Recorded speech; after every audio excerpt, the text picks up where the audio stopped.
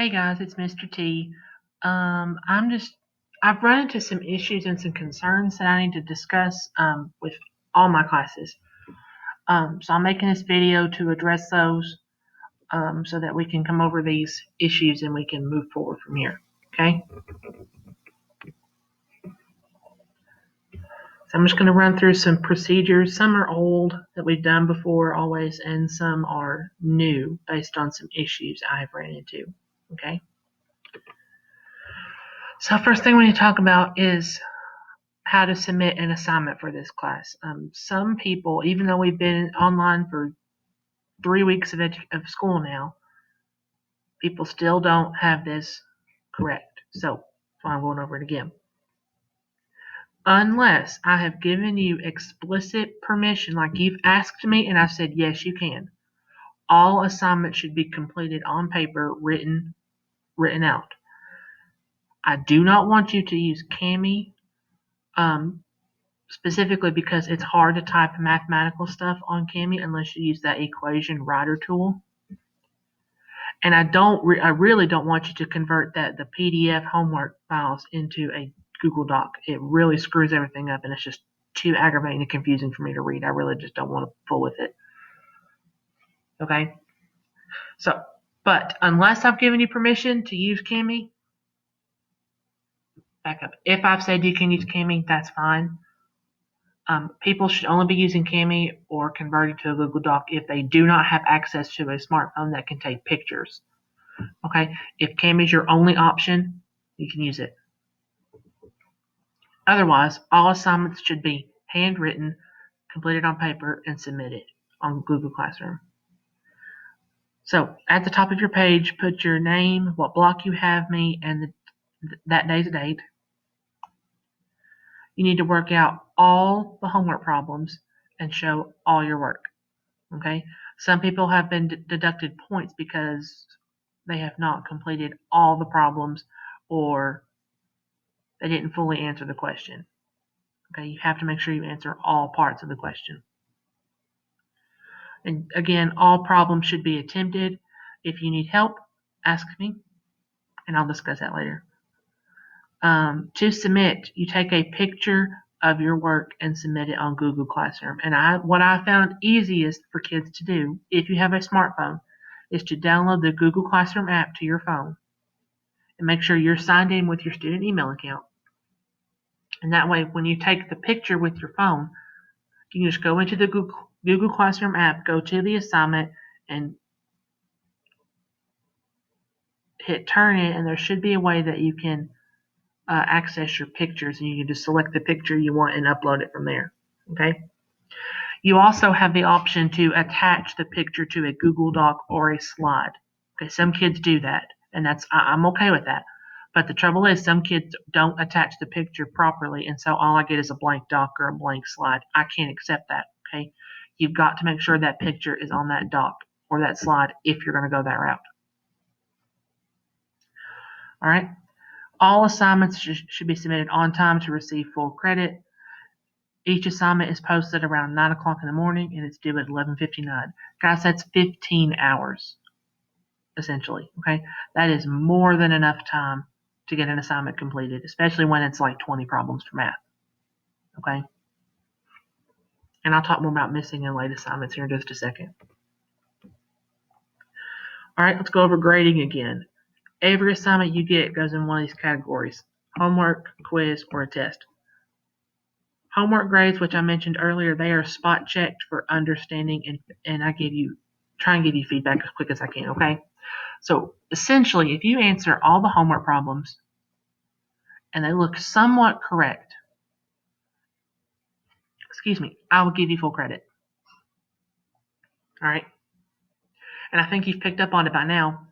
On Sundays, I send out all the answers to the homework assignments for the previous week so you can check yourself, okay, and make sure you know what you're doing. We usually try to have a quiz each unit. Sometimes we do, sometimes we don't. Those are graded based on accuracy. So I actually take time to go through those quizzes, and if I can give partial credit, I can. The same thing for a test. If I can give partial credit based on your answers, I try to, but sometimes it just doesn't work out that way and I can't. Okay? And I didn't put it on here, but nothing is weighted, so your grade is based on total points. Now, missing and late assignments. This is a new thing I'm going to start doing. Okay? The first bullet I've already done. An assignment is labeled missing if I have not received it. Okay, if you've not turned it in on Google Classroom or sent it to me in an email, which I don't prefer, but whatever. If I don't have it from you, I label it as missing. That's your cue that, hey, he doesn't have it, so I need to get it turned in. Once I receive it from you, I go back and I update the gradebook. All right? And what I did this first unit was I didn't count anything late. In other words, I didn't deduct any points. Okay? That's going to stop because I'm fed up with the late assignments and kids turning stuff when they want to. Okay? You all are in high school. Okay? You're 9th or 10th graders. You know you have responsibilities to do, and you know you got stuff to do, and you know you have to get it done. All right? So, starting from Unit 2, which Geometry has already started Unit 2, Algebra 1, you start Unit 2 on Friday, so that's when this will take effect for you. But starting from Unit 2, I'm going to deduct points off any assignment that's turned in late. Okay, any late work, I'm taking points off. Each day the assignment is late, you're going to lose 4 points. All right, most assignments, like your homework assignments, are 20 points, and then your tests and quizzes vary, just however many questions there are. So let's say, like today, everybody has a homework assignment. If you turn that in tonight or today on time, you'll get full credit, potentially.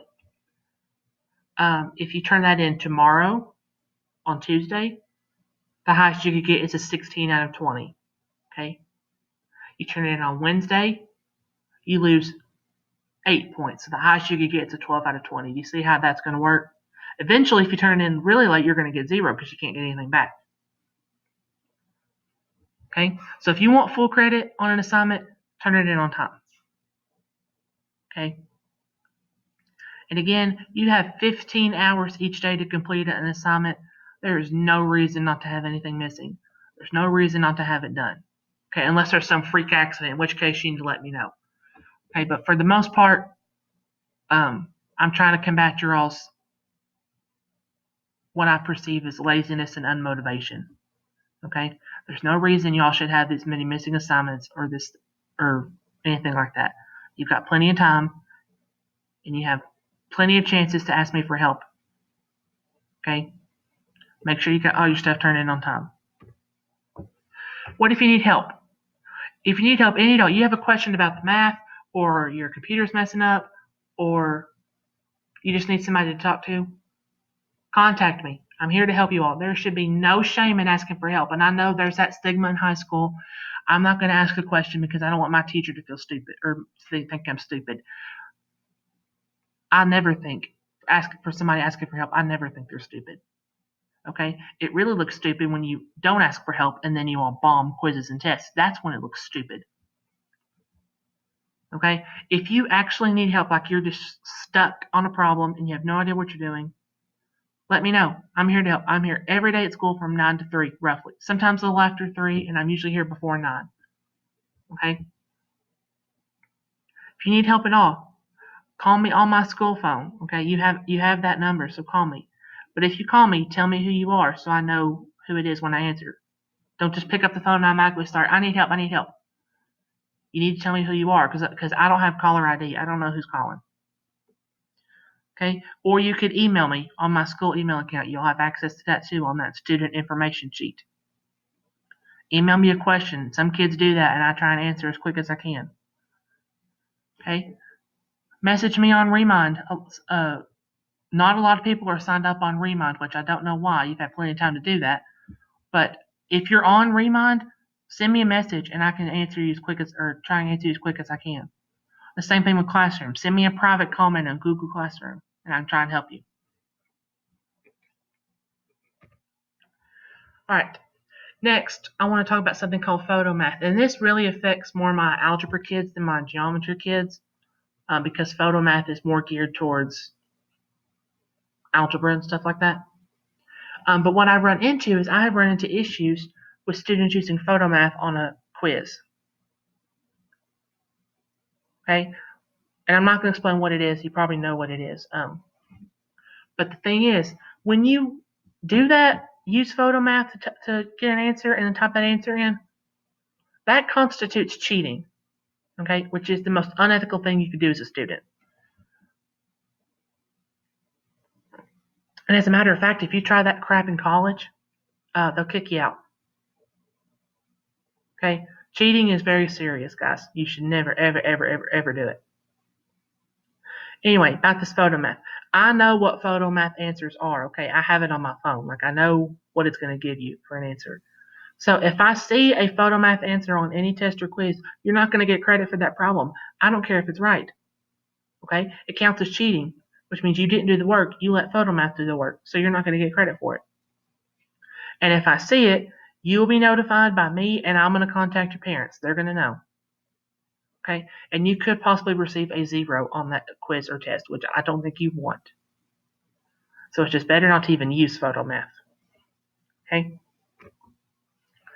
The other thing, I've seen homework answers being shared. Okay, this also counts as cheating.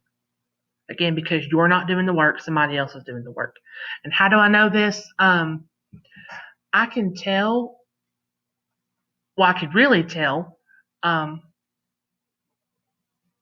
when it's the exact same work as somebody else with the exact same eraser marks, the exact same smudge marks, the exact same handwriting, especially when it's going from a male student to a female student. Like I can tell. Okay. I can also tell when you may copy somebody's answers down, but it might be you have the exact same work shown with the exact same steps shown and the exact same mistakes shown. Okay? I'm not stupid. Okay, I can tell when you all are sharing answers. Okay? And again, it's cheating. It's totally wrong. You should never do it. So if I suspect that I see shared answers on an assignment, and this also counts for a quiz or a test later on, okay? If I suspect the answers are being shared, I'm going to contact you and your parents, and we're going to talk about it. And if I prove it, if I can prove that cheating's happened, you're going to get a 0. Okay? And you're not going to get a chance to redo it. All right? Cheating is very serious. Y'all should take it very seriously. Let's see if there's anything else. All right, that's all I wanted to talk about. I think. Yeah. Okay. So please watch this video. And if you have any questions or concerns at all, let me know and I'll try to answer them. Okay? Hope y'all have a good day.